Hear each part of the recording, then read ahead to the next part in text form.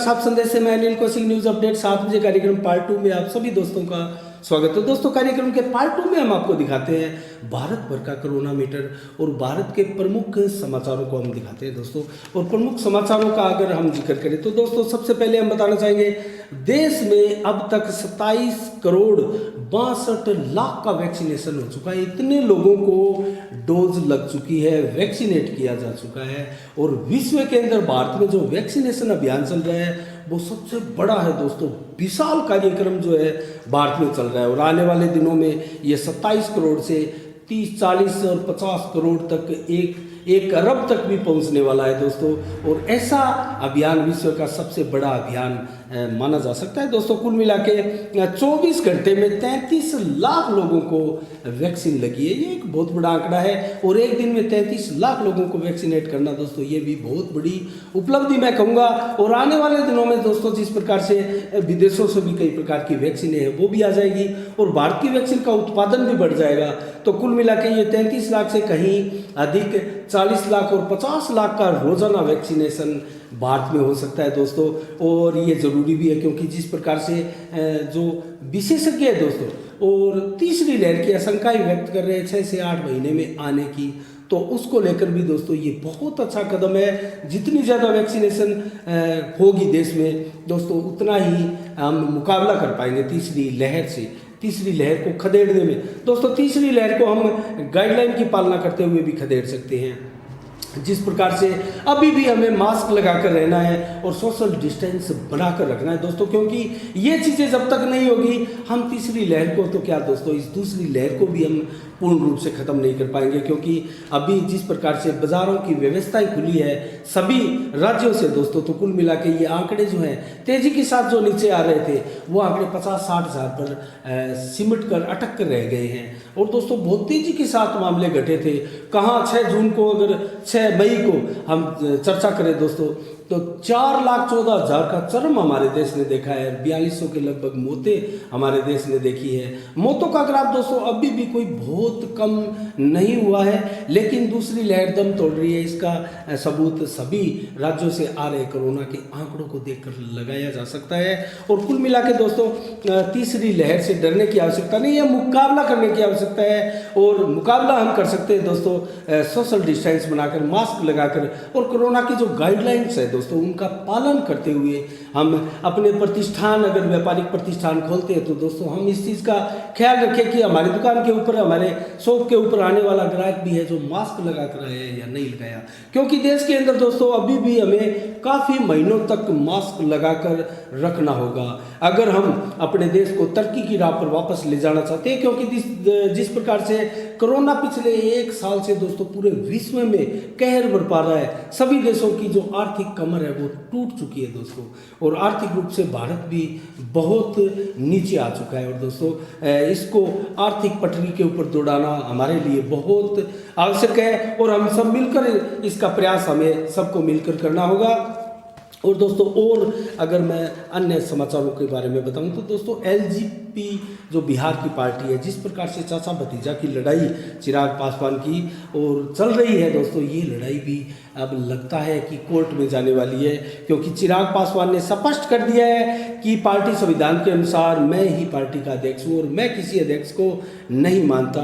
तो इस प्रकार की लड़ाई दोस्तों जारी है। और कुल मिला के 20 लाख से अधिक का वैक्सीनेशन दोस्तों टेस्टिंग होनी भी हमारे देश में, ये अच्छी बात है। 20 लाख के समथिंग टेस्टिंग रोजाना चल रही है। ये एक बहुत बड़ी खबर है दोस्तों। और हमें तीसरी लहर की आशंकाओं से डरना नहीं है, बल्कि हमें कड़ाई से, सख्ताई से और दोस्तों मजबूती के साथ लड़ाई लड़नी है और तीसरी लहर को खदेड़ना है दोस्तों। और जिस प्रकार से बच्चों को लेकर तीसरी लहर के बारे में आशंकाएं व्यक्त की जा रही थी, अब उन्हीं विशेषज्ञों द्वारा दोस्तों इसको नकारा जा रहा है। क्योंकि WHO की एक रिपोर्ट, एक सर्वे आया था दोस्तों दिल्ली में जो किया गया था, और उस सर्वे के अंदर जो रिपोर्ट निकल कर आई दोस्तों वो यही कहती है कि 28% से कहीं कम बच्चे इसमें जो है सर्वे में संक्रमित पाए गए थे। तो दोस्तों ये संख्या बहुत कम है और ऐसे में हम ये नहीं मानकर चल सकते कि बड़ी संख्या में बच्चे जो है यहाँ संक्रमित होने जा रहे हैं तीसरी लहर में। दोस्तों इससे कतई नहीं डरना है, हमें बच्चों का भी ख्याल रखना है, परिवार का भी ख्याल रखना है और अपना खुद का भी पूरा ख्याल रखना है। तो दोस्तों अब मैं जल्दी से आपको कोरोना के आंकड़े देश के बता देता हूं और कुल मिला के आज की प्रमुख खबरों में इतना ही। और भारत के अंदर आज के आंकड़े देखें दोस्तों तो आज 58,226 का आंकड़ा रहा संक्रमितों का और 1571 लोगों की 24 घंटे में मौतें हुई दोस्तों। 87,348 मामले रिकवरी के भारत से आए हैं। रिकवरी कुल मिला के काफ़ी अच्छी है और संक्रमितों से कहीं ज़्यादा रिकवरी अब तक है। और दोस्तों तमिलनाडु का आंकड़ा देखें तो 8,183 का है, 180 लोगों की मौतें हुई है, जबकि 18,232 मामले रिकवरी के हैं। और नंबर 2 का सबसे बड़ा जो राज्य अब सामने आया दोस्तों केरल है, 12,443 मामले केरल में अभी सामने आए हैं। और कल की बनिस्बत देखें तो दोस्तों यहाँ 1,000 से कहीं अधिक मामले बढ़कर आए हैं केरल में। और दोस्तों 15 लोगों की मौतें हुई है, 13,145 मामले रिकवरी के हैं। तो मौतों का ग्राफ केरल में जरूर कम है, तमिलनाडु में कहीं ज़्यादा है, महाराष्ट्र में देश में सबसे ज़्यादा मौतों का ग्राफ है जो पिछले 1 साल से लगातार जारी है दोस्तों। महाराष्ट्र में जिस प्रकार से जो कोरोना का वेरिएंट है दोस्तों, जो स्ट्रेन है वो कहीं ना कहीं ज़्यादा घातक है और डेल्टा जो प्लस है दोस्तों उसको ज़्यादा घातक देश में अब तक माना गया है। तो कुल मिला के कर्नाटक का आंकड़ा देखें तो 5,815 का 161 लोगों की मौतें हुई है कोरोना से दोस्तों। 13,145 रिकवर हुए हैं कर्नाटक में, माफ कीजिएगा केरल में 13,145 रिकवर हुए हैं। कर्नाटक का आंकड़ा देखें 5,815 का है दोस्तों, 161 लोगों की मौतें हुई है और 11,832 मामले रिकवर हुए हैं। महाराष्ट्र का आंकड़ा देखें तो 8,912 का है और 682 लोगों की मौतें हुई है दोस्तों। अभी हमने आपको बताया था महाराष्ट्र राज्य में मौतों का आंकड़ा जो है अभी भी सबसे ज़्यादा है और 10,373 के लगभग रिकवरी हुई है। रिकवरी भी जो है संक्रमितों से कहीं बहुत ज़्यादा नहीं है, ये भी महाराष्ट्र के लिए लगातार चिंता का विषय है दोस्तों। और कहीं ऐसा नहीं हो कि तीसरी लहर की जो आशंका व्यक्त की जा रही है इन बड़े राज्यों से होकर तीसरी लहर जल्द आ जाए दोस्तों।